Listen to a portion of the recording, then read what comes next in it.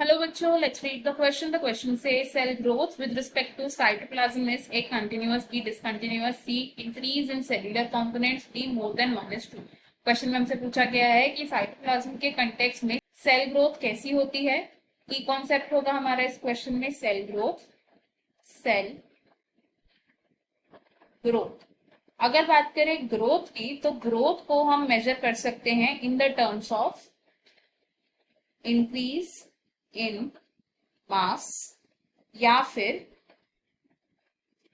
Increase in size. अगर मास में increase हो या फिर साइज में इंक्रीज हो तो it is considered as growth. और अगर बात करें सेल्यूलर लेवल पर, एट सेल्यूलर लेवल जो ग्रोथ है वो देखी जाती है in the terms of increase in protoplasm, increase in protoplasm.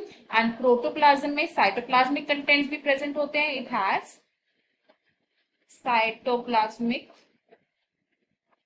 Contents and the cellular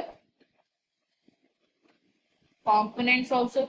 अब एक सेल में साइटोप्लाज्म कंटिन्यूअसली